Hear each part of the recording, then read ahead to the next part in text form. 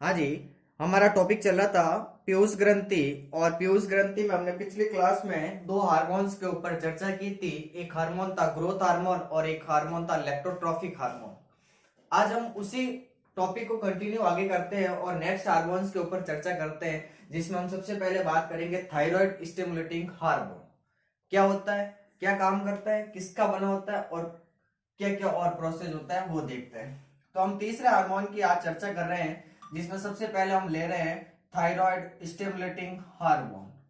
ठीक है, शॉर्टकट में इसे TSH कहते हैं। इसका पूरा नाम लिखना चाहो तो आप लिख सकते हो थायराइड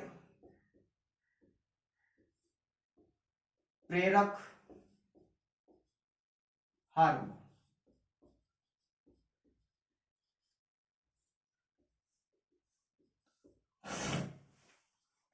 ये जो थायराइड प्रेरक हार्मोन है, ये क्या होता है, तो ये ग्लाइकोप्रोटीन का बना होता है। ये हार्मोन ये किसका बना होता है, तो ये ग्लाइकोप्रोटीन का बना हार्मोन होता है। ग्लाइकोप्रोटीन का बना। ठीक है, दूसरा बिंदु याद रखना है कि ये जो हार्मोन है ये शरीर के अंदर कौन सी कोशिकाओं द्वारा निकलता है, तो ये बेसोफिल कोशिकाओं से स्रावित होता है। शरीर के अंदर जो बेसोफिल सेल्स पाई जाती है उनसे ये स्रावित होता है, बेसोफिल कोशिकाओं से स्रावित होता है। अब ये जो हार्मोन है इसका कार्य क्या है, तो ये क्या करते हैं कि जो थायराइड ग्रंथि है उस थायराइड ग्रंथि की सामान्य वृद्धि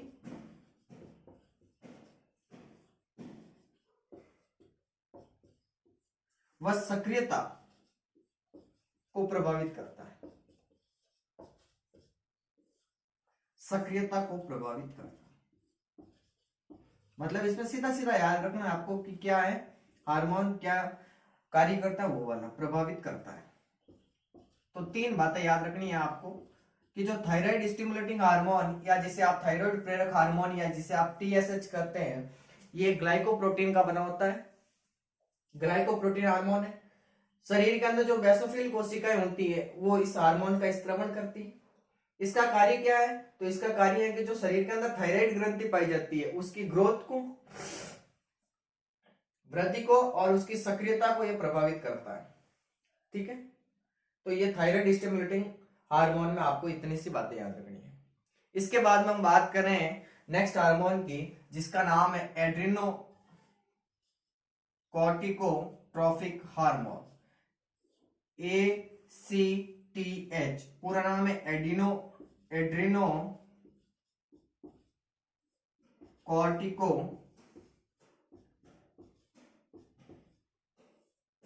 ट्रॉफिक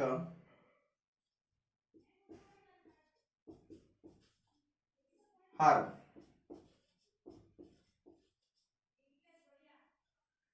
एड्रिनोकॉर्टिकोट्रॉफिक हार्मोन ये भी पीयूष ग्रंथि से स्रावित होता है। इसका कार्य क्या है, तो सबसे पहले हम बात कर रहे हैं कि जो ये एड्रिनोकॉर्टिकोट्रॉफिक जो हार्मोन है ये एक पॉलीपेप्टाइड हार्मोन होता है।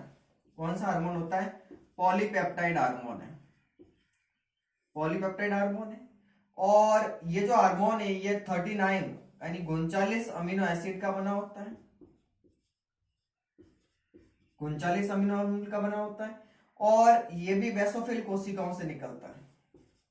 कौन सी कोशिकाओं से निकलता है, बेसोफिल कोशिकाओं से।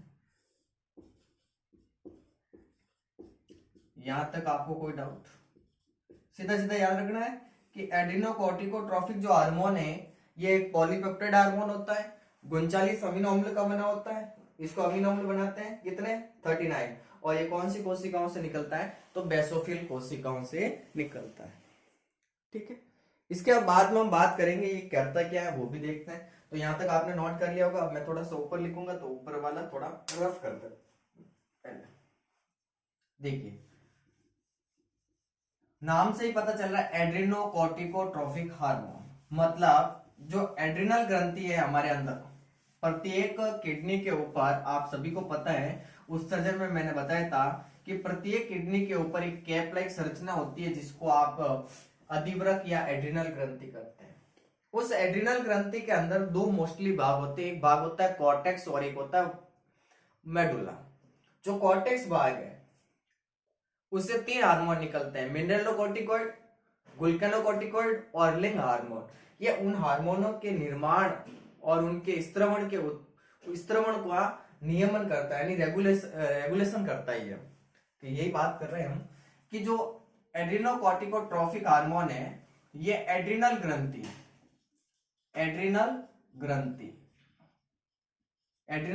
जिसे आप हिंदी में क्या कहते हो, अधिवृक्क ग्रंथि।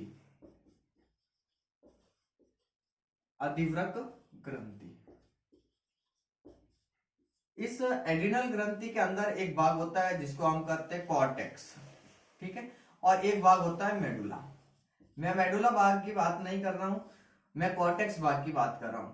तो इस कॉर्टेक्स भाग से क्या निकलते हैं, तो इस कॉर्टेक्स भाग से 3 हार्मोन निकलते हैं। एक निकलता है मिनरलोकॉर्टिकॉइड, शॉर्टकट में मैं एम से लिख रहा हूं, मिनरलोकॉर्टिकॉइड। एक हार्मोन निकलता है गुल्केनोकॉर्टिकॉइड और एक हार्मोन निकलता है लिंग हार्मोन।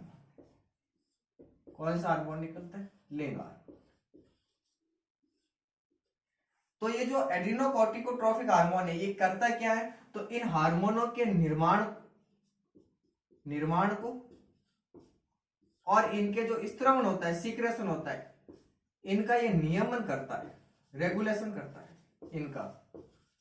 कौन, एड्रिनोकॉर्टिकोट्रॉफिक हार्मोन। ये इसका मुख्य कार्य है कि जो एड्रिनल ग्रंथि है उसके जो कॉर्टेक्स भाग है, उस कॉर्टेक्स भाग से जो मिनरलोकॉर्टिकॉइड, गुल्केनोकॉर्टिकॉइड और जो लिंग हार्मोन निकलते हैं, इनके निर्माण को और इनके स्त्रवण को, ठीक है, आप निर्माण की जगह उत्पादन भी लिख सकते हो, इनके उत्पादन व इनके स्त्रवण का यह नियमन करता है, रेगुलेशन करता है। कौन, एड्रिनोकॉर्टिकोट्रॉफिक हार्मोन। इसके अलावा एक कार्य और भी करता है ये कि जो वसा अपघटनीय एंजाइम होते हैं, वसा अपघटनीय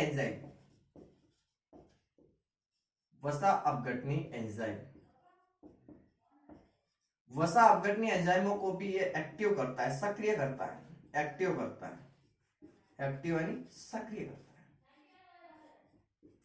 तो ये बातें आपको एड्रिनोकॉर्टिकोट्रॉफिक में याद रखनी है। एड्रिनोकॉर्टिकोट्रॉफिक हार्मोन एक पॉलीपेप्टाइड हार्मोन है, 39 अमीनो अम्ल का बना होता है। शरीर के अंदर जो बेसोफिल कोशिकाएं हैं उनसे ये निकलता है। एड्रिनल ग्रंथि का जो कॉर्टेक्स भाग है, उस कॉर्टेक्स भाग से 3 हार्मोन निकलते हैं, मिनरलोकॉर्टिकॉइड, गुल्केनोकॉर्टिकॉइड और लिंग हार्मोन। ये इनके उत्पादन और इसके स्त्रवण का नियमन करता है।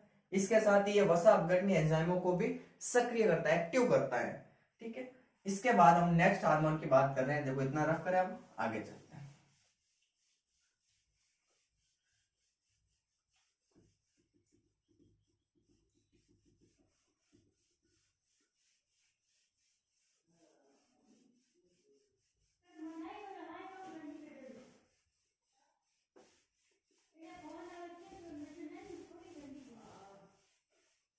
अब देखिए नेक्स्ट हार्मोन की बात कर रहे हैं जिसका नाम है गोनेडोट्रोफिन हार्मोन, GTH,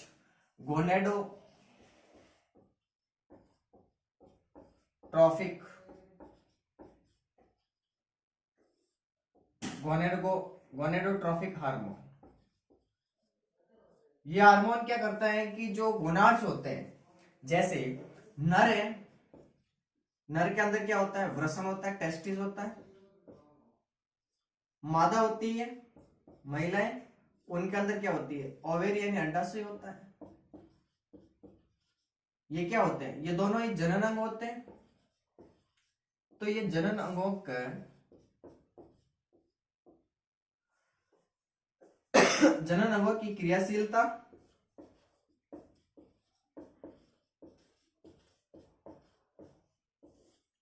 व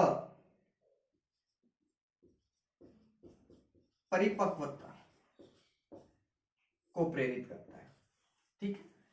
GTH जिसको पूरा नाम है गोनेडोट्रोफिन हार्मोन।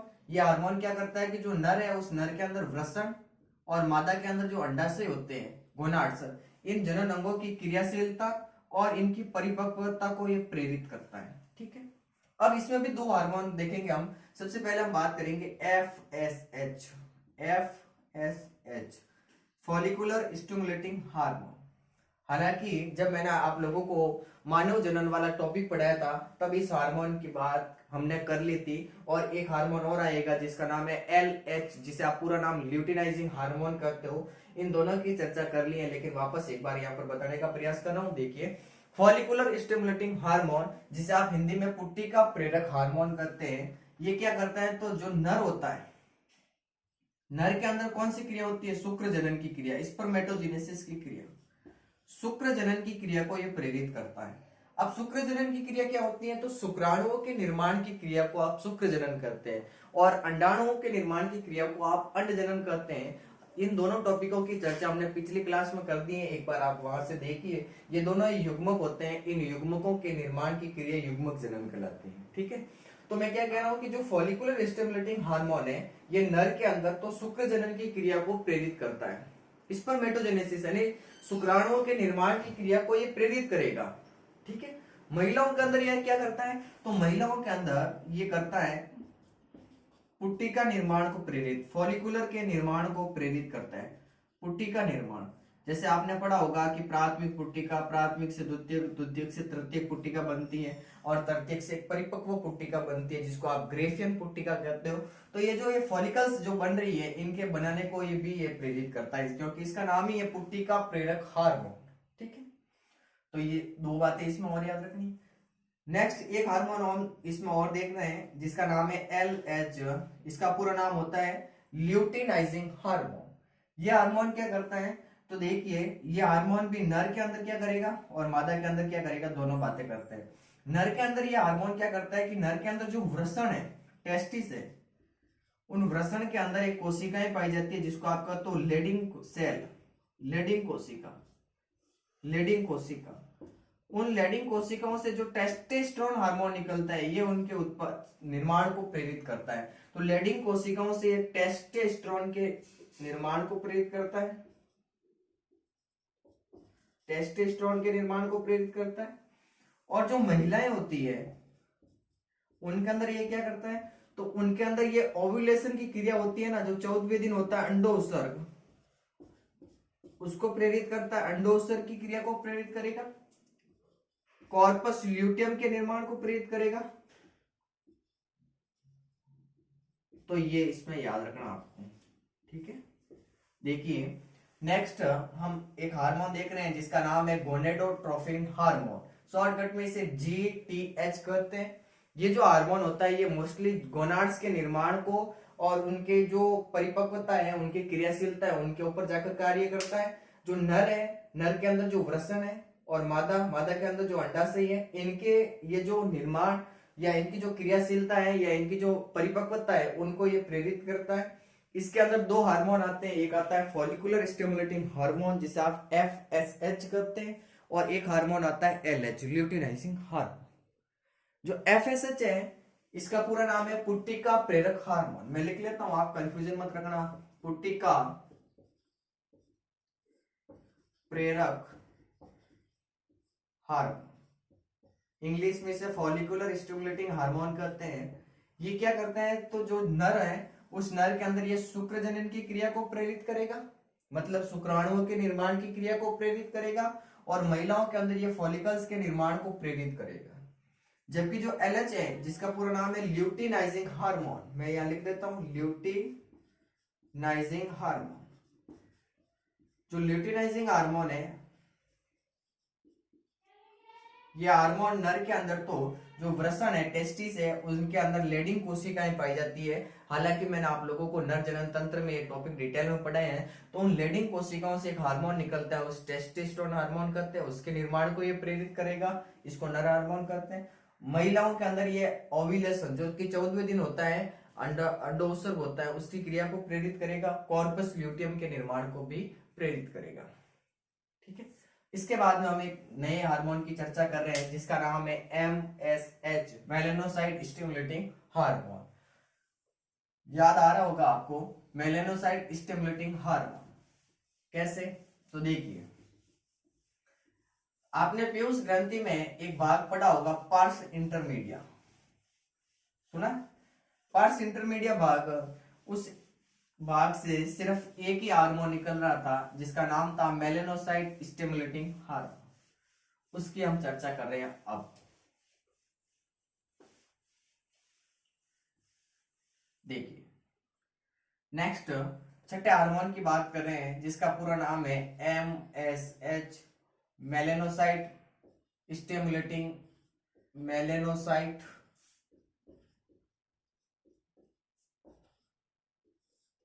प्रेरक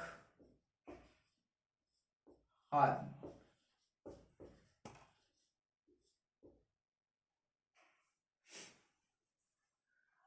ये क्या करता है? तो सबसे पहले ये आपको पता होना चाहिए कि ये हार्मोन किस भाग से निकलता है, पीयूष ग्रंथि के। तो पीयूष ग्रंथि के अंदर जो पार्स इंटरमीडिया भाग था, पार्स इंटरमीडिया, उस पार्स इंटरमीडिया भाग से ये हार्मोन निकलता है। एकमात्र हार्मोन निकल रहा था यही वाला पार्स इंटरमीडिया भाग से, कौन सा? मेलानोसाइट प्रेरक हार्मोन।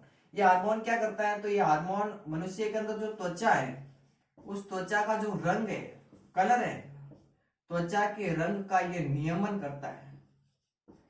हमारी जो त्वचा का रंग है ना, वो ये प्रदान करता है। ठीक है। इसके अलावा और क्या होता है? तो देखो मनुष्य में इस हार्मोन की वजह से देखो तिल बनते हैं, तिल बनना, चकते बनना, ये सब ये इनके निर्माण को ये प्रेरित करता है। इसके अलावा कुछ जंतु आपने देखे होंगे जो अपना रंग बदल देते हैं, कुछ मछलियां हैं। ठीक है। तो देखिए वो जो उनके अंदर जो रंग बदलने की जो ये क्रिया है, वो इसी हार्मोन की वजह से होती है और उसको आप मेटाक्रोसिस करते हैं। क्या है? तो देखिए सबसे पहले कुछ मछलियां हो गई, कुछ सरीसृप हो गए, एम्फीबियन से कुछ,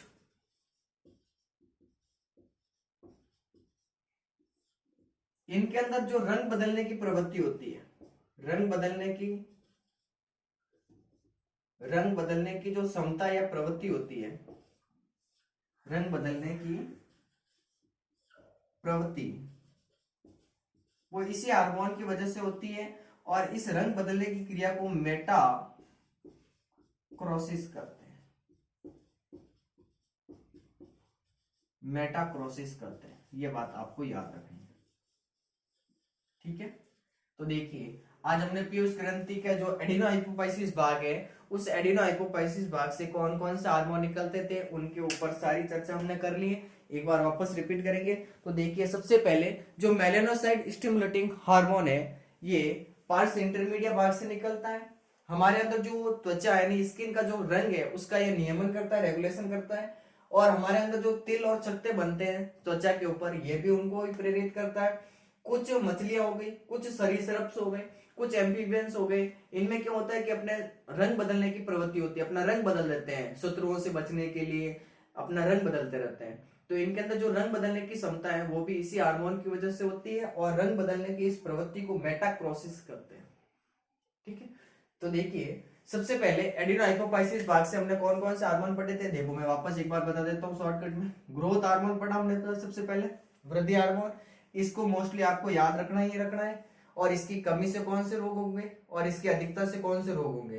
तो कमी से दो रोग हो रहे थे, एक तो हो रहा था बोनापन और एक हो रहा था साइमन रोग। और इसकी अधिकता से दो रोग हो रहे थे जिसका नाम था, एक का महाकायिता और एक का नाम था अग्रातिकायिता। ठीक है।